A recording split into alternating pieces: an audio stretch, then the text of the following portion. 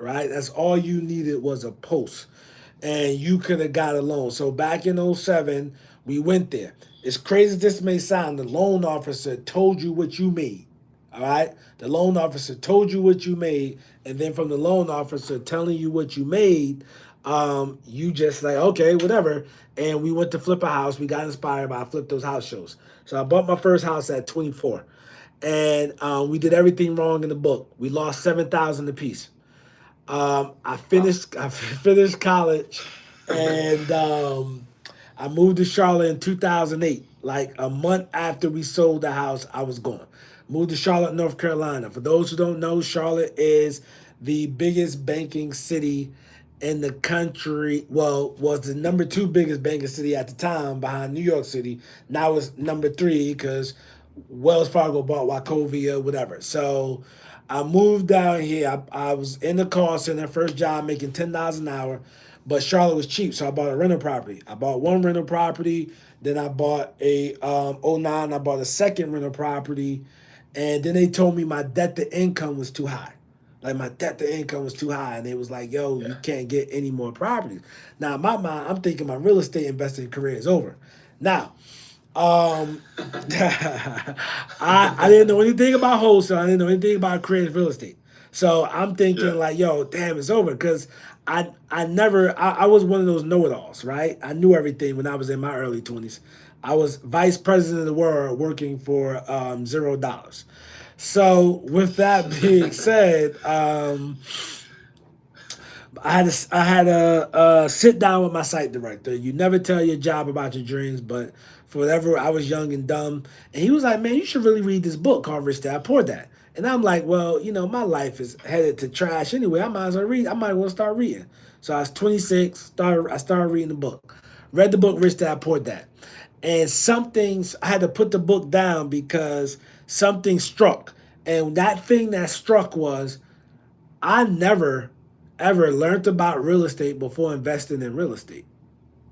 So what happened was I said, yo, I need to learn about real estate. So after reading Rich Dad Poor Dad, I started buying books on real estate and learned about real estate. I joined the RIA, the Real Estate Investment Association, and I learned about creative real estate, and I learned about wholesaling. This was 2010 when I'm learning about this stuff. 2011, I took action, did my first deal, and once I learned wholesaling, it was game over. It was a new ball game. I was ready. I was ready to dominate the world. Hmm. That is incredible. So let, let me ask you a little bit about that. So, you started this in 2011, right? What were you like? What was that day to day like in 2011 when you were actually getting your first deal? Like, what were you doing? Okay, so let's go back to 2011. Every time you turned on the news, every time you turned on the news, you picked up the paper. Back in the day, this was they used to have the physical papers. For those who don't know, not like you go to your website. You just like the physical papers. Everything was stay away from real estate, stay away from the stock market. It was doom and gloom. It was nothing good. Okay, Uh-huh. nothing at all good. So therefore, that was just the climate we was in. So I got a mentor. Got a mentor, and what Mm, I did was I didn't quit my job. I was working my job from Monday through Friday. So for me working my job Monday through Friday, I did change jobs. I had a 1:30 to 10 o'clock with Tuesdays and weekends off, and then when I changed jobs, I went to a I went to an 8 to 5, and then when I got to 8 to 5, it gave me more time so I could return some of those calls. But so I worked 8 to 5, and then on Saturday I would drive for dollars. Took me 8 months to do my first deal. So I would get out there, drive neighborhoods, and drive for dollars.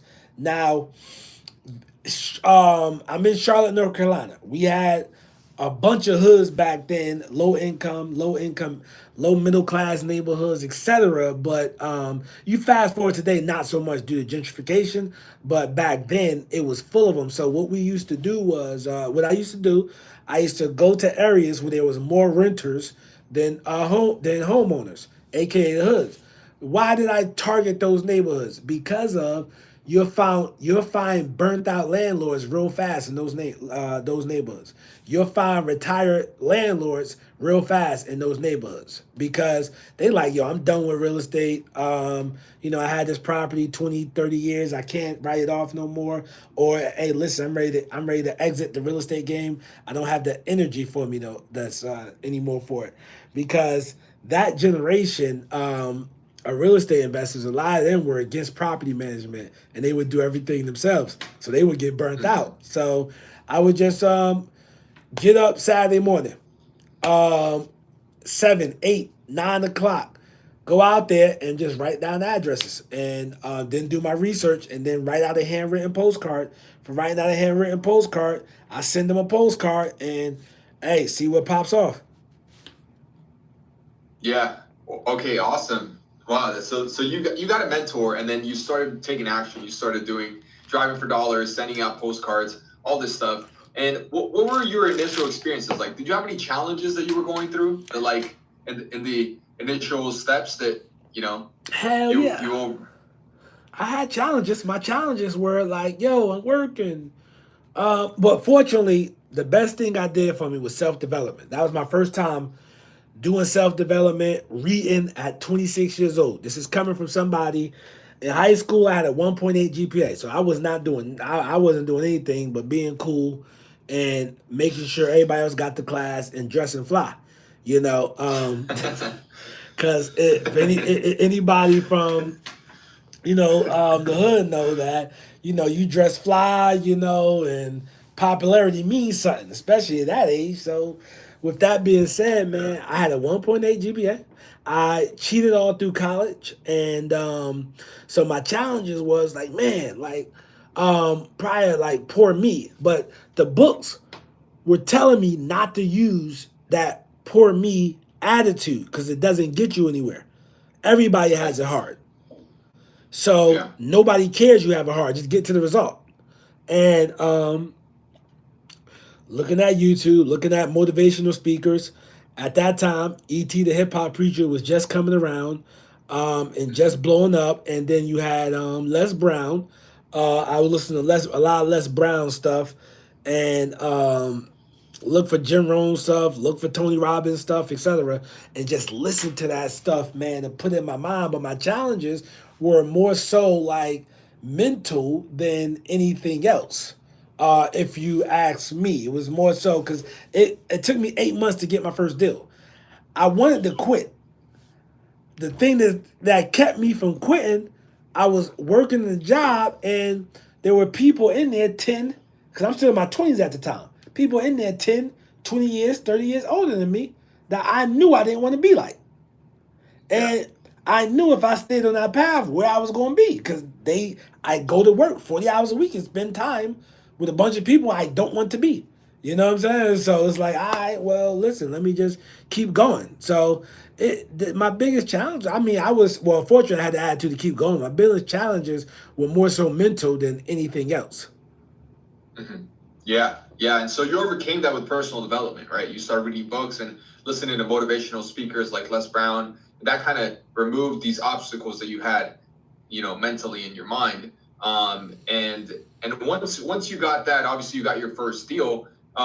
When did you start to transition like 100% on your real estate business and left your 9 to 5 job? Like, how were you able to make that jump? Because there's a lot of people that may have the the golden handcuffs, right? The job, but then they want to transition into real estate and they don't know how to, get their first deal, of course, and they don't know how to continuously get more deals after that so that they can, completely transition into the other, All real right. estate All right. So, job. two things I want to correct. I want to correct the first one was I never left the job. I never left the job. I got fired from the job. The second thing, Okay.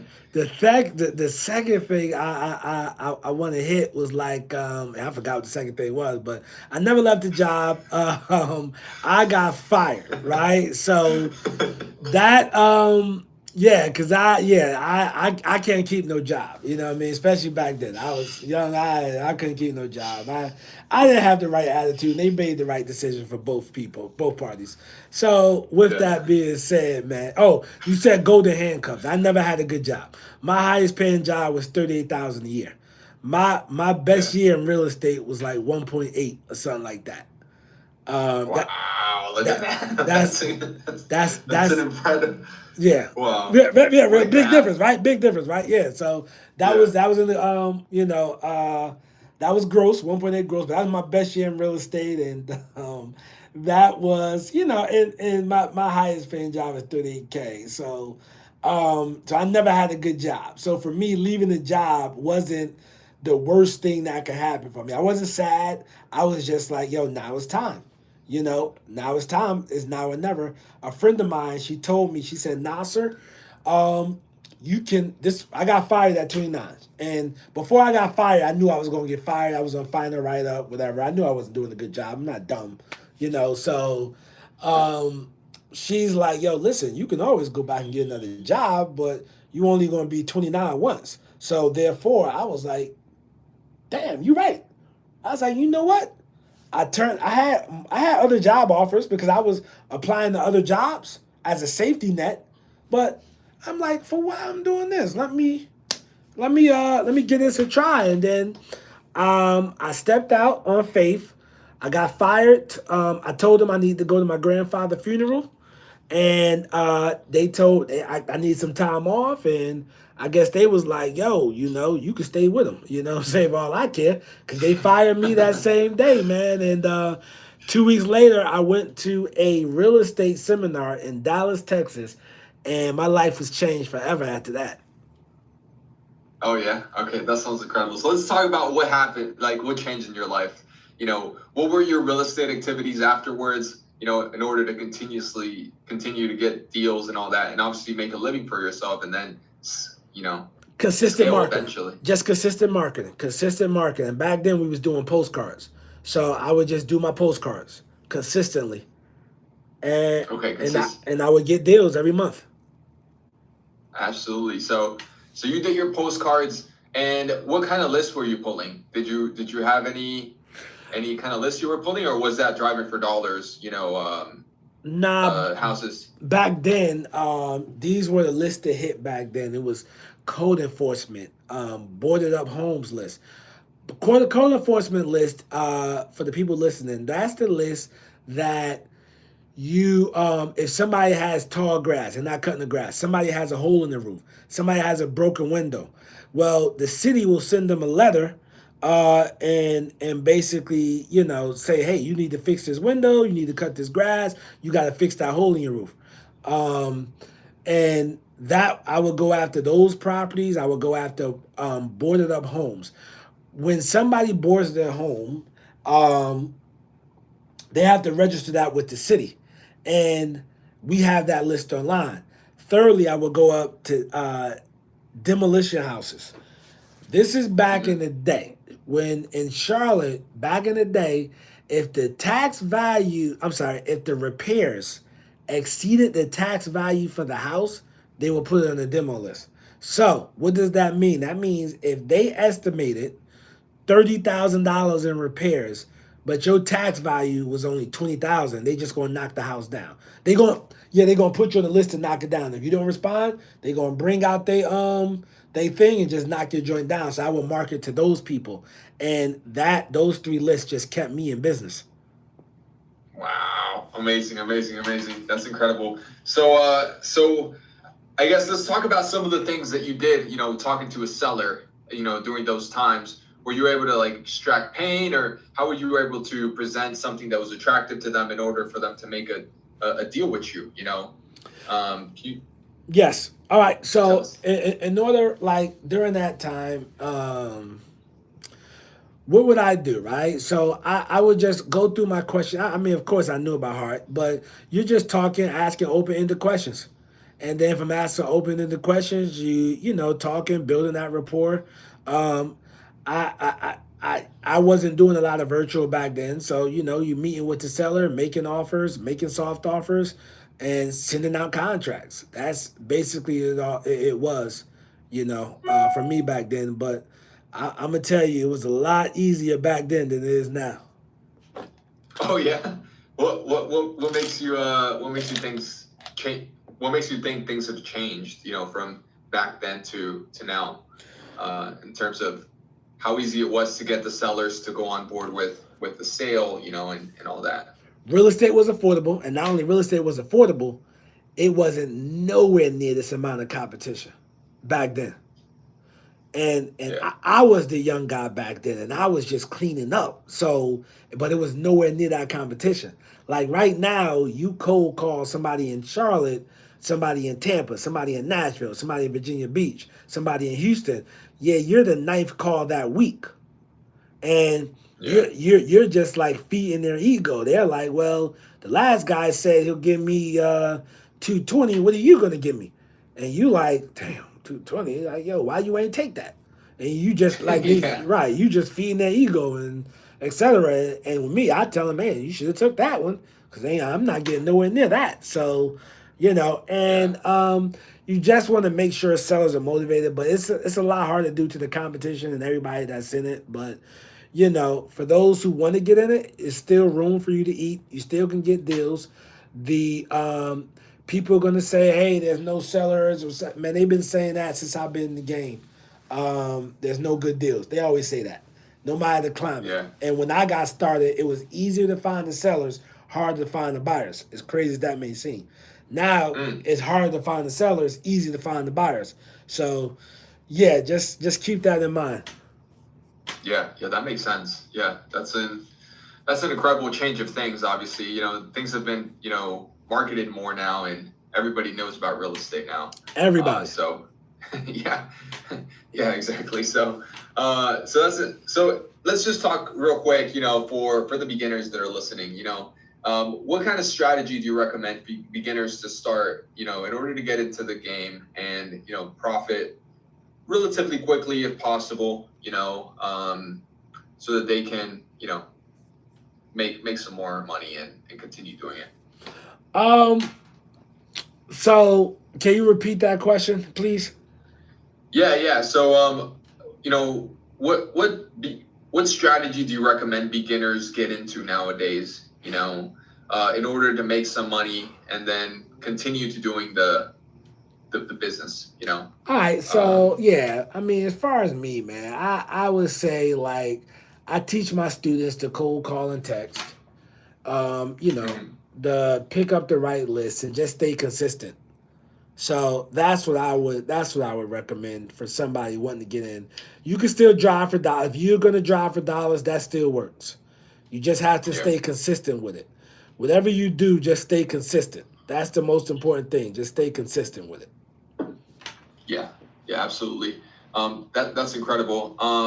So what are some common mistakes that real estate investors should avoid? Common mistakes is thinking something's a good deal. Don't think something is a good deal. Know it's a good deal. All right. Yeah. Too many people they get a deal under contract and say nobody buy my deal. Well, the reason why nobody buy your deal is because it's not a good deal. And that's extremely important. All right. So make sure you know what a good make sure you know what a good deal is and don't try to guesstimate a good deal. Because I'll see somebody will get a deal, they'll bring it to me. And they'll say, yo, I got this deal. It's more of a landlord deal, man. You hold this. And let's say the deal is worth 450 and they got it for 399. You're like, yo, dude, how is this a good deal? Nah, you just gotta hold it as a rental. That's still not a good deal. You know what I mean? Hmm. And Yeah. they don't sell a deal based off this flawed logic of, man, you could just hold it. No, it doesn't work like that. You gotta give people a good deal. Maybe eventually that 450 property will be worth 700, but investors gotta pay based off what's going on today, not what potentially might go on in the future. So that is another common mistake. So make sure you're getting a good deal. Learn how to run comps, and most importantly, just don't give up, man. Because A lot of people just give up, man. So I tell my students, man, the mental game is the most important. Yeah. Yeah. So I noticed that one of the most important things that you did on your journey was that you hired a mentor, or you got a mentor or something. How important is that in today's age in order for someone who's starting out to get a mentor so that they can teach them the ropes and get in and kind of remove all of those things that you have to go through, like the mental blocks, and then obviously, you know, locking up properties at wrong prices, leads to nowhere, just time wasted. And also, it hurts the other wholesalers because if I'm talking to a seller and they got an offer for 150, and when the property's really worth 100, then I can't make a deal with them. They're just going to waste their time, and so everybody just loses their time. So yes, what key resources or mentors you recommend, do you recommend people get in this early stages of their real estate career? All right, key resources, mentors. I mean, the key resources, just learn about real estate what you can on your own. Some people are going to do well on their own. Some people are going to need mentors and coaches. Me, I'm the type that need a mentor and coach. I'm the type that need to talk to Mm-hmm. somebody. So, therefore, don't be afraid to invest in your education. All right. We're so used to traditional education that we'll go spend $40,000 to $50,000 on a useless degree. Um, I'm sure people with master degrees in this climate that are making 60,000 or below. And meanwhile, you might can pay a mentor five, ten, $1,000 or even less than that sometimes, and you're learning a business where you can make six figures every year for the rest of your life. Yeah, Yeah. so you just got to be willing to invest in yourself and be open to learning. Make sure that you can learn. Make sure that you have time to invest in the business. With just not even just the financial part, the time part. Make sure you have that, and then just be willing to take action. That's the most important thing. Like I before anything, man, I try to get my students to think about what is their why. Why do you want to do this business? Why do you want to be successful? Like, what's your why? That's important to me because Mm-hmm. you gotta know why you do it. Like my why was I didn't want to work a job the rest of my life, right? And your why got to be strong enough to make you cry. And so there's no right answer. For some people, working a job the rest of their life was just normal. But for me at that time, that made me cry because I wasn't trying to be in no damn job the rest of my life. I wasn't cut out for that. That lifestyle just wasn't for me. I wanted to travel. I didn't buy into, oh, you're gonna retire at 65, you could travel the world. Okay, I'm gonna travel the world and I'm on 10 medications trying to live. Like, what the hell fun is that?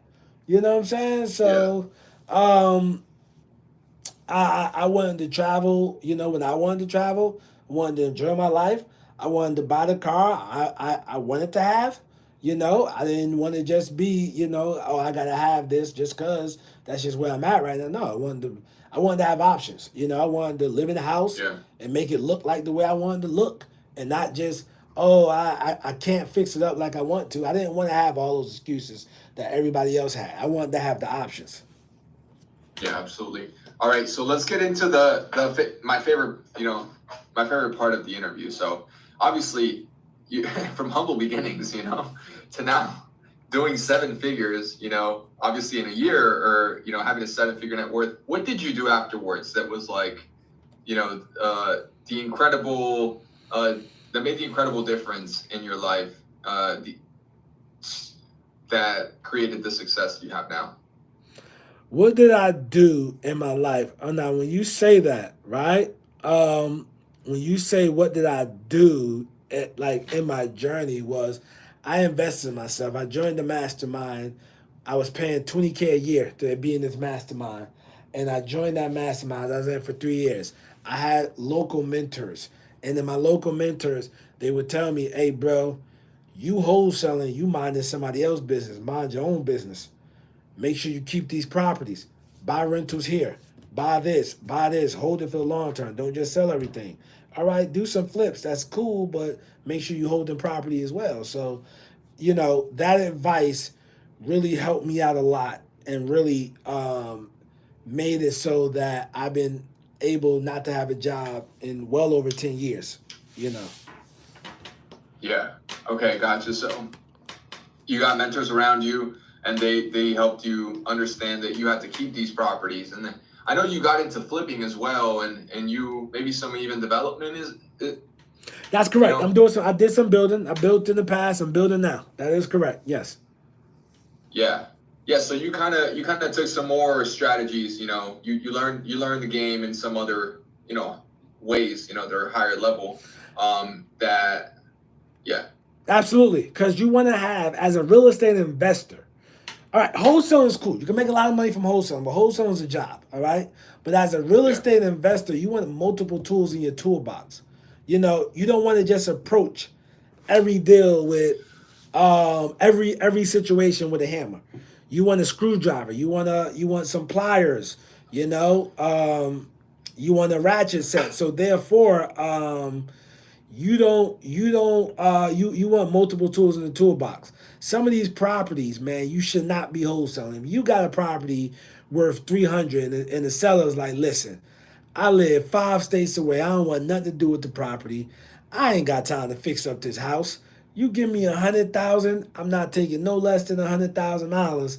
Man, pay all the closing costs. I gotta walk away with 100,000 net. I ain't signing nothing. You do that for me, you can have this property. And stuff like that. If you know, like, yo, I'm getting this for 100. I got 30, 40 put up. The property do need 60,000. But with this $60,000 in work, I get an ARV of 300. The property or rent for 2,200. Man, let me keep this thing. You know, Yeah. and you just gotta have more tools than just saying, "Hey, yo, nah, I could sell this for 150." Um, well, no, I could sell it for 140, and then let somebody else deal with this. Like, bro, keep the property, man. Just keep it. So, walk away instead of just worrying about big checks. Because with flipping, wholesaling, building, you're only good as your last flip. You're only good as your last your last transaction. But when that passive income, when you start to stack it, and then 5 years, now you're getting in a good space. Like, the big thing is, oh, make 100K, 100K. Well, my rentals gross that. You know what I'm saying? Just that's without my involvement. They gross Right. that. So you want to have more than one tool, more tools than just a hammer, is which is extremely important. Right, right, absolutely. So how many houses or how many rentals have you been able to accumulate over the past few years? Right now, I got 19 doors. 19 doors. And for the people, you marketed to get those properties yourself, right? I marketed some from wholesalers, etc. Yes, that's correct. Okay, cool. So something that's important for people to know. Would you agree that it's important for people to learn wholesaling so in the future they could potentially buy their own rentals and find their own deals and not have to pay, so much for, I you know, recommend that because what wholesaling gives you so many skills that will last mhm. forever. That is correct. Yes. Yeah, yeah, that's great. And so with this, you know, what what's your outlook like? Where do you want to go? Like, when you look at real estate, where do you want to go? Like, you're at this point right now in your life. Where do you want to go? Like, I mean, more so development. Buying multifamily. Big. When I say multifamily, bigger than a quad, right? A 4 unit. Just like actually get more into commercial. I own two commercial buildings, but just get more into that. Just growing. That's all, man. Just growing. And okay. as of right now, I don't think I'm gonna stop wholesaling because it's just too good. Like, you really create a check out of thin air. Like, Yeah, literally, absolutely. yeah, you create a check out there. That's crazy to me. Like, I don't know how many businesses you can do that. Like, I had a friend. He owned a print business. All right. Now he didn't have his own printing machine, but he was like he would go out to different business, convince them to do marketing and let him do the print work, and he would make, I think, like off of every postcard somebody sent. He like, yo, I get paid like 2 cents. So he like, yo, I'm trying to get these owners to do like 5,000 mellas minimum, you know. And then I got multiple business owners trying to get multiple business owners on per day per week, and you know that's what I make off of each of them. And I just send it to the print house. The print house do everything else. But he was like, yo, I did real estate. I do one wholesale deal. I make $12,000. He said, bruh, the profit margin. He said, yo, I don't know no other. He said, bruh, I'm dealing with other business owners. He said, so we discussing profit margins. He said, yo, he said real estate like one of the only businesses where you got these wide profit margins like that with not a lot of risk. And you know, it's just like that, bro. Like restaurants, like bro, that's the highest, the riskiest business to start. And their margins, you know, they don't make, you know, $100 off of one plate. You know, especially they selling the plate for $10, $15. You know, so it's like, bro, real estate, we got it good. Yeah, yeah, absolutely. I agree with you 100%. I wanted you to expand a little bit on this this thing you mentioned. You know, that you said that as a real estate investor, you got to have a lot of tools in your belt, right? So, what other tools, you know, can someone learn to use in order to make more out of the deals that they're, you know, the leads that they find or the deals that they find? I mean, never stop learning. All right, yeah, you learn wholesale, but just keep going. Learn more tools. Learn creative. Learn how to do subject to. You know, network with other investors. Talk to other investors. You know what I mean? Learn like, yo, how you buying your rentals? What are you doing? You know, like who's your lenders? Ask questions. Um, my cash buyers, I would ask questions. But you know, now it's like everything's virtual, everything's behind the computer. I started when you had to go out there and really network and meet people, and I would ask questions. Hey, what if I bring a deal? You open a partner with me, you know, and then I would meet lenders. I would meet other people, but that's how I did it. But man, just never stop learning. Talk to people. Always have a coach. Always have a mentor. Always be willing to try new things. That would be my recommendation for that. Absolutely. You mentioned subject to. What is that? You know, Subject for to, yes. Subject to investing is basically when somebody's basically allows you to take over the debt and the deed will change until your entity name, but the debt remains in their name. mhm. That's subject to investing. And that is a great way to get you know, that's a great way to get in a rental property for cheap. So that's how I bought um my first primary residence in 2014 in Charlotte, right? As I bought it subject to the owner was willing to let the bank give the house away. I'm sorry, let the bank take it. I said, wait, before you let the bank take it, let me save your credit, so you don't have a foreclosure on your credit. She said, how you gonna do that? I said, yo, I'm gonna take over the deed. You're gonna deed it over to me, and I'm gonna make the payment going forward. And about 5 years or so, if the market changed, I paid out the property.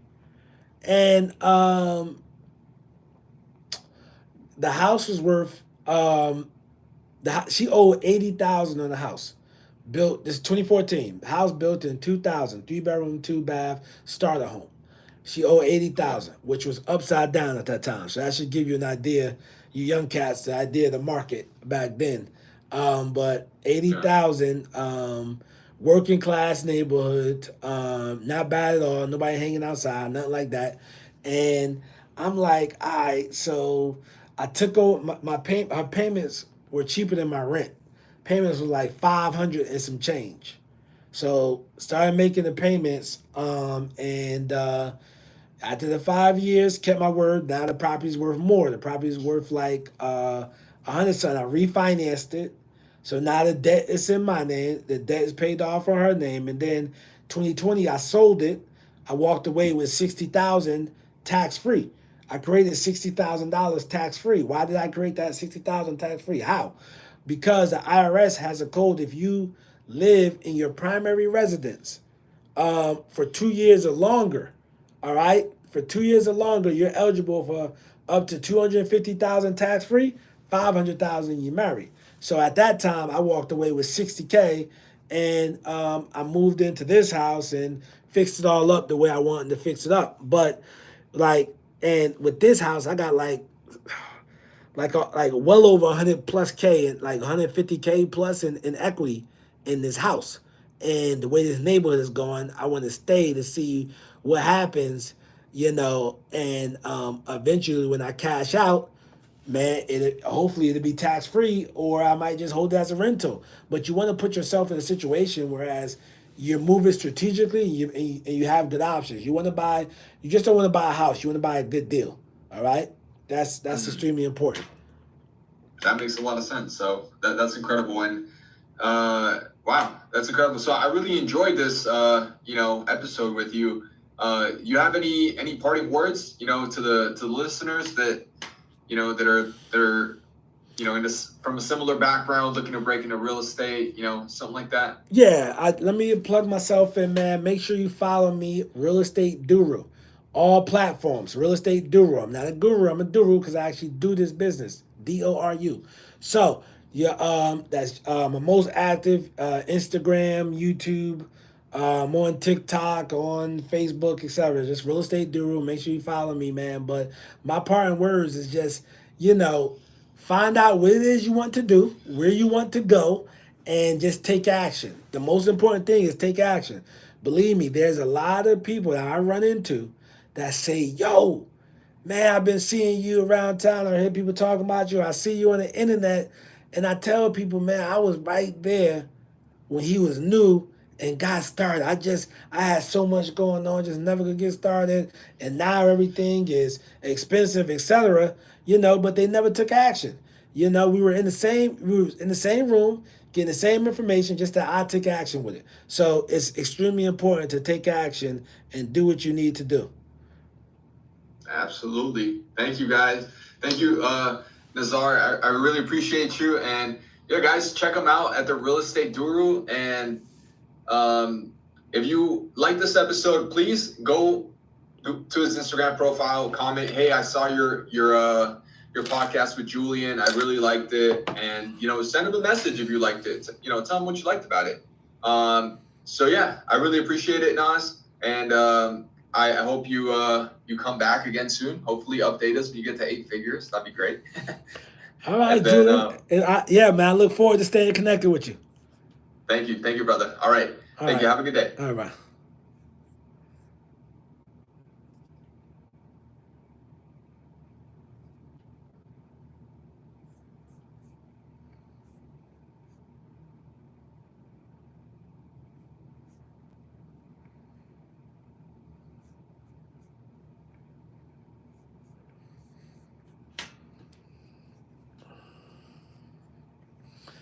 Peace, my YouTube folks. Somebody asked me, can you talk about how wholesale and real estate deals can go wrong in tax folks? I mean, one thing can go wrong, man, is just getting them at the wrong price, man. That's what I mean. You don't want to get them at the wrong price.